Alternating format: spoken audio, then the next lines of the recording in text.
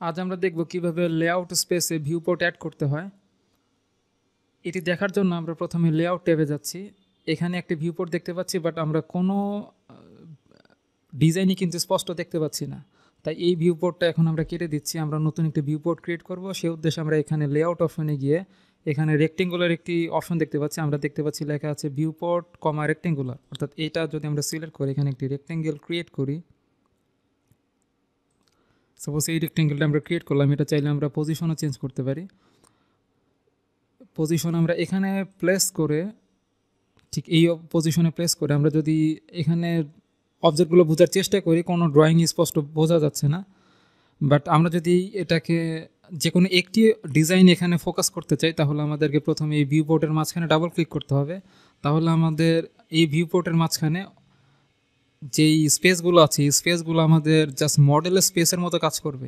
Suppose মডেলের space আমরা যেভাবে জুম করতে পারি, আমরা এভাবে মাউস স্ক্রল করে জুম করতে পারছি। আমরা চাইলে প্যানও ইউজ করতে পারি। এবং আমরা যদি চাই এখানে জুম উইন্ডোটা ইউজ করে, জাস্ট এই জুম উইন্ডোটা ইউজ করে আমরা চাচ্ছি যে এই অবজেক্টটাকে জুম করার জন্য, তাহলে এখান থেকে আমরা একটি রেক্ট্যাঙ্গেল ক্রিয়েট করলাম এবং এই অবজেক্টটা আমরা দৃশ্যমান দেখতে পাচ্ছি এই ভিউপোর্টে। আমরা যদি এই মডেল স্পেস অপশন থেকে বেরিয়ে যেতে চাই, তাহলে আমাদের ভিউপোর্টের বাইরে এক জায়গায় ডাবল ক্লিক করতে হবে।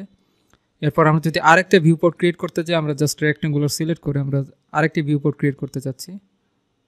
আমরা আরেকটি ভিউপোর্ট ক্রিয়েট করলাম এবং এটাকেও আমি একটু পজিশন চেঞ্জ করে নিচ্ছি। জাস্ট এই জায়গায় আমি প্লেস করলাম। এবার আমি যদি চাচ্ছি যে এই ভিউপোর্টের মাঝখানে ডাবল ক্লিক করে আমি মডেল স্পেসে চলে গেলাম এবং চাচ্ছি যে এই যেই অ্যালবোস যেই ডিজাইনটি করা আছে, এই ডিজাইনটা আমরা এই ভিউপোর্টে ফোকাস করার জন্য আমি এটাকে আবার জুম উইন্ডো ইউজ করে এটাকে জুম করে নিচ্ছি।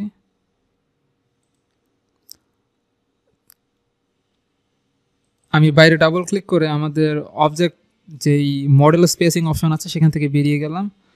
এই ভিউপোর্টগুলো যদি আমরা স্কেলিং করতে চাই, তাহলে কিন্তু আমাদের স্কেলিং করার অপশন আছে। জাস্ট একটি ভিউপোর্ট সিলেক্ট করে আমরা এখানে দেখতে পাচ্ছি এই গ্রিপটা দিয়ে আমরা পজিশন চেঞ্জ করতে পারি, বাট আমরা পজিশন আপাতত চেঞ্জ করছি না। আমরা এখান থেকে যেই অ্যারো চিহ্ন দেখতে পাচ্ছি, অ্যারো চিহ্নে ক্লিক করলে আমরা কিন্তু স্কেলিং ডিসাইড করে দিতে পারবো এখান থেকে। তো এইভাবে আসলে ভিউপোর্টের অপশনগুলো চেঞ্জ করা যায় বা এডিট করা যায়। আশা করছি এই টেকনিকটা আপনাদের কাজে লাগবে। ধন্যবাদ সবাইকে।